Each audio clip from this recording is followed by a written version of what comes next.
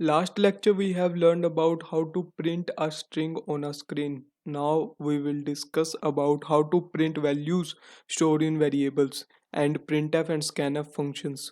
तो last lecture में हमने देखा था कि कैसे एक स्ट्रिंग को ग्रुप ऑफ वर्ड्स और ग्रुप ऑफ वर्ड्स को हम कैसे डिस्प्ले करते हैं स्क्रीन के ऊपर using printf function. Now we will continue that topic and we will discuss about how to print the value store in a variable. तो हम लोग सबसे पहले एक वैल्यूज़ लेंगे, वैल्यू को हम स्टोर करेंगे वेरिएबल के अंदर और फिर उस वेरिएबल से हम लोग उस वैल्यू को डिस्प्ले करेंगे और using printf and scanf function. और printf एंड scanf फंक्शंस के बारे में डीप स्टडी करेंगे. तो सबसे पहले है let's print the value store in variable. जो हमारे पास वैल्यू स्टोर है, सबसे पहले तो वैल्यू स्टोर कैसे करते हैं वेरिएबल के अंदर और कैसे बनाते हैं प्रोग्राम यूजिंग दैट वेरिएबल. तो सबसे पहले हम लोग क्या करते हैं, मैंने पिछले लेक्चर्स के अंदर मैंने बताया था कि सबसे पहले हम लोग सी प्रोग्राम स्टार्ट करते हैं. तो सबसे पहले हम लोग हेडर फाइल्स इंक्लूड करते हैं, फिर मेन फंक्शन बनाते हैं, फिर हम लोग यहाँ पर जो गिवन है वहाँ पर int a comma b given है. इसका मतलब ये है कि हमने यहाँ पर वेरिएबल बना दिए इंट टाइप के, दो वेरिएबल बना दिए a और b. अब वेरिएबल क्या होता है, वेरिएबल एक स्टोरेज यूनिट होती है सी लैंग्वेज में जिसमें हम डेटा स्टोर कर सकते हैं. तो मैंने यहाँ पे स्टोर किया कि a की वैल्यू मैंने डाल दी 1, a के अंदर हमने 1 डाल दी और b की वैल्यू हमने डाल दी 2. तो हमने प्रिंट एफ करना है कि प्रिंट करवानी है, मतलब values of a is equal to %d comma a. अब हमारे पास जो हमने पिछले लेक्चर्स में देखा है उसके अंदर क्या था कि printf के अंदर जो भी चीज़ हम लिखते हैं, जो भी स्ट्रिंग लिखते हैं ब्रैकेट के अंदर पैरेंथेसिस के अंदर तो हम लोग उसको एज इट इज़ प्रिंट कर सकते हैं. मतलब यही चीज़ इसके अंदर होएगी कि values of a is equal to, तो आपका एज इट इज़ प्रिंट हो जाएगा, पर %d की जगह आपके पास जो वैल्यू आएगी वो a की वैल्यू आएगी. ऐसा क्यों होता है? %d एक तरह का फॉर्मेट स्पेसिफायर्स है जो हमारे पास खुद प्रिंट ना होके, खुद प्रिंट नहीं होता. %d खुद अपने आप %d शो नहीं होएगा आउटपुट में, बट उसकी जगह वैल्यू प्रिंट कर देगा जो हम वैल्यू कराना चाहते हैं. अब अगर जो हम ध्यान से देखें तो हमने लिखा हुआ है कोमा ए जो है हमने यहाँ पे लिखा हुआ है, इसका मतलब ये है कि हम लोग a की वैल्यू प्रिंट कराना चाहते हैं %d की प्लेस पर. तो इसका मतलब ये हो गया कि जो printf है वो उसके अंदर हमारे पास प्रिंट होएगा values of a is equal to %d की जगह वैल्यू ऑफ a यानी कि 1. तो और जो हमारे पास सेकंड printf फंक्शन है उसके अंदर प्रिंट होएगा value of b is equal to 2.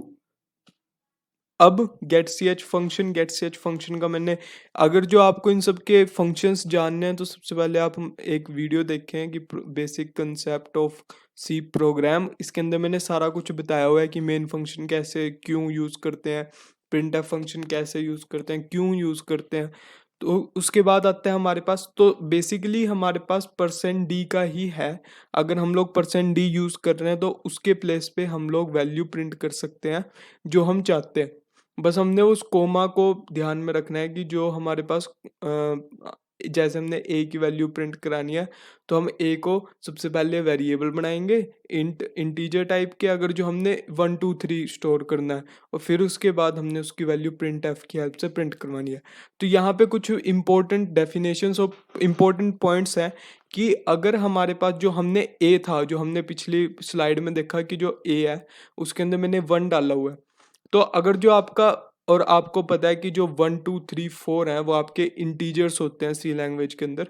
तो अगर जो आपका a इंट टाइप का है तो हम लोग यूज़ करते हैं %d. जो मैंने पिछली स्लाइड में दिखाया आपको कि जो %d होता है, %d आपका हम लोग यूज़ करते हैं और उसकी जगह पे हमारे पास a की वैल्यू प्रिंट होगी थी. तो अब क्या होता है कि अगर जो हमारे पास यहाँ पे a की जगह कोई फ्लोट होता, फ्लोट का मतलब है फ्लोटिंग पॉइंट वैल्यू यानी कि 1.2 होता है, 2.1 होता, तो उसको हमने अगर जो प्रिंट करवाना है तो हम वहाँ पे %f लिख देते. जहाँ पे हम लोग %d लिखा है, यहाँ पे हमने %d लिखा है तो यहाँ पे हम लोग %f लिखते, तो फ्लोटिंग पॉइंट वाला प्रिंट हो जाते. और अगर जो हम लोग यहाँ पे, अगर जो a हमारे पास करैक्टर टाइप का होता है, जैसे हम लोग पहले डिक्लेयर करते हैं कि integer a comma b variable बनाते हैं, अगर वहाँ हम बनाते हैं करैक्टर a कोमा b और हम उसको करैक्टर की वैल्यू हमने प्रिंट करवानी है तो हम लोग उसके अंदर %c यूज़ करते। और फिर उसके बाद अगर जो हमने डबल टाइप का होता तो %lf यूज़ करते। तो हमारे पास जो है ये हमारे पास फॉर्मेट स्पेसिफायर्स होते हैं जो हमारे पास हेल्प करते हैं किसी भी वैल्यू को प्रिंट कराने के लिए। ये खुद प्रिंट नहीं होते बल्कि इनकी जगह उस वेरिएबल की वैल्यू प्रिंट होती है जो हम कराना चाहते हैं। तो इसका एक सिंटैक्स जो है वो मैं ये है कि हम लोग जैसे कि हमने यहाँ पे वैल्यू प्रिंट करनी है a is equal to comma A, यहाँ पे मैंने लिखा है। इसका मीनिंग क्या है कि a इज इक्वल टू तो आपका प्रिंट एज इट इज हो जाएगा क्योंकि प्रिंट एफ फंक्शन लगा हुआ है। पर %d की जगह हम लोग यहाँ पे जो प्रिंट करवाएंगे वो है हमारे पास a की वैल्यू जो हमारे पास कर्सर के बाद लिखा हुआ है, मतलब सेमीकोलन जो हमारे पास कोमा के बाद जो लिखा हुआ है a, इसकी वैल्यू आपकी प्रिंट हो जाएगी %d के प्लेस पे। और a क्या है हमारे पास, a के पास हमारे पास स्टोर है 1 वैल्यू। तो इस तरह हमारे पास होता है कि हम लोग कैसे स्टोर कराते हैं और फिर हम उसको कैसे प्रिंट करवाते हैं। उसी तरह अगर जो हमने दो नंबर्स को सम करना और उसको प्रिंट करवाना हो तो यहाँ पे इंटीजर वैल्यू है, इंटीजर ए को बी सी, ए की वैल्यू मैंने 2 डाल दी, बी की इक्वल टू 2।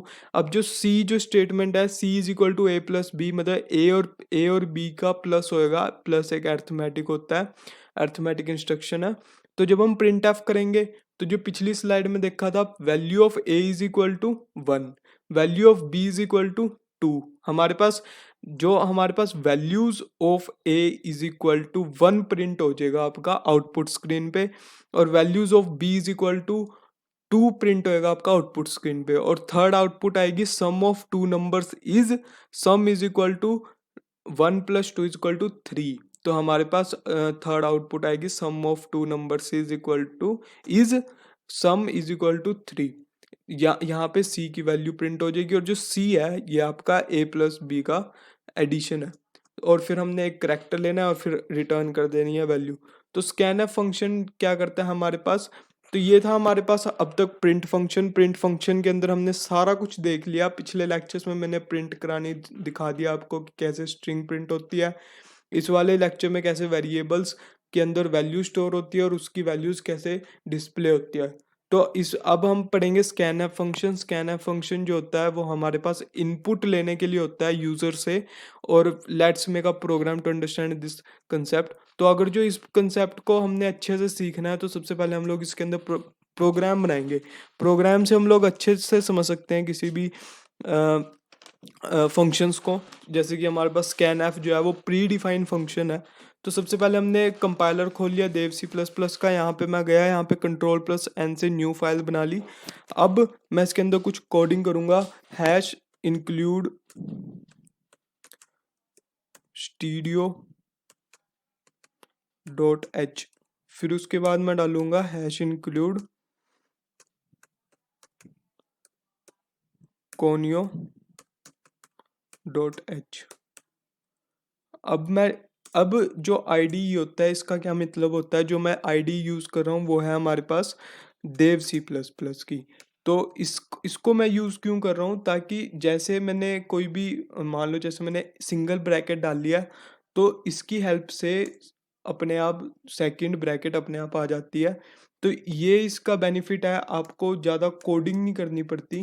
पर जैसे कि इंट है, इंट आपका बोल्ड ब्लैक में हो गया, इसका मतलब ये है कि ये प्री डिफाइंड कीवर्ड है। अब हमारे पास जो है स्कैनफ है, स्कैनफ के अंदर हमारे पास प्री डिफाइंड फंक्शन है जिसके अंदर हम लोग डालेंगे कि %d एंड कोमा ए, और फिर हम उसके अंदर प्रिंट करवाएंगे प्रिंट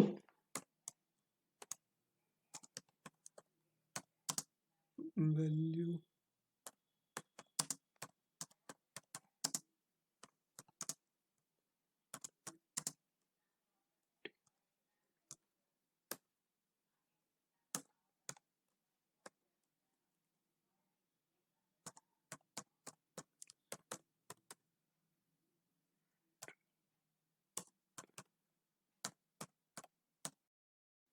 सो रिटर्न रिटर्न 0।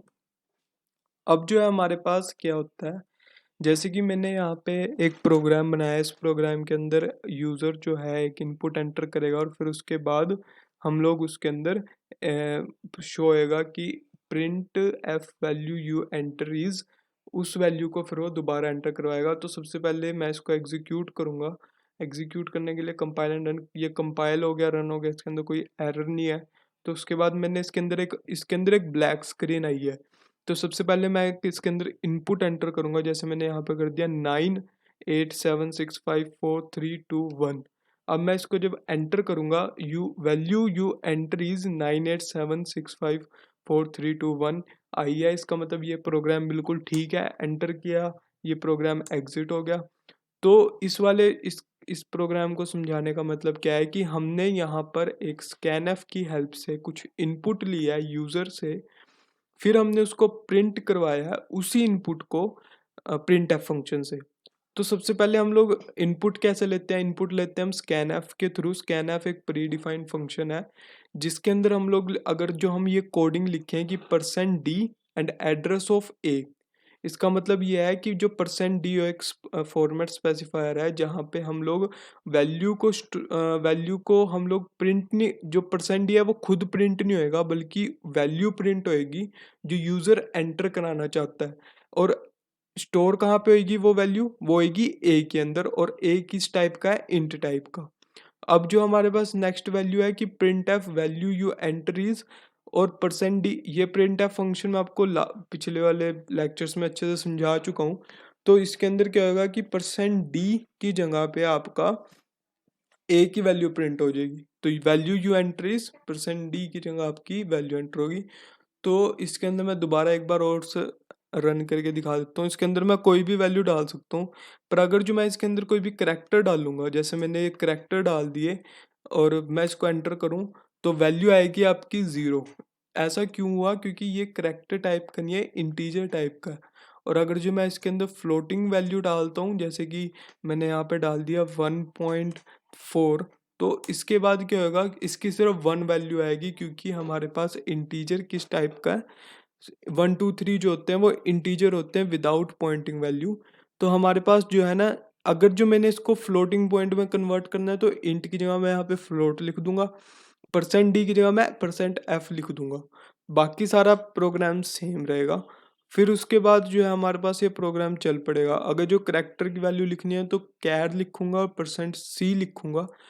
तो ये जो है ये कुछ आपको सीखने पड़ेंगे, जैसे इंट के लिए हम लोग %d यूज़ करते हैं, करैक्टर के लिए हम %c यूज़ करते हैं, फ्लोट के लिए हम %f यूज़ करते हैं और डबल के लिए %lf यूज़ करते हैं। और हमारे पास ये क्यों यूज़ करते हैं, ये फॉर्मेट स्पेसिफायर्स होते हैं जो हमारे पास खुद प्रिंट ना होके बल्कि वैल्यूज़ प्रिंट करवाते हैं। वैल्यूज़ कौन सी प्रिंट कराते हैं, अगर जो हम लोग इसको स्कैनएफ में लिखते हैं %d %f %c %lf को, तो हम लोग इनपुट दे सकते हैं, यूज़र इनपुट दे सकता है। अगर हम लोग लिखें इसको %d address of A, address of A का मतलब क्या है कि हम लोग इनपुट दे रहे हैं, यूज़र जो है इनपुट दे रहा है आउटपुट स्क्रीन के ऊपर, तो हम लोग एड्रेस ऑफ ए लिखते हैं। और अगर जो हमने प्रिंट करवाना है तो हम लोग %d कोमा ए लिखते हैं। तो उस %d की जगह, उस %f %c की जगह हमारे पास ए की वैल्यू प्रिंट हो जाती है। तो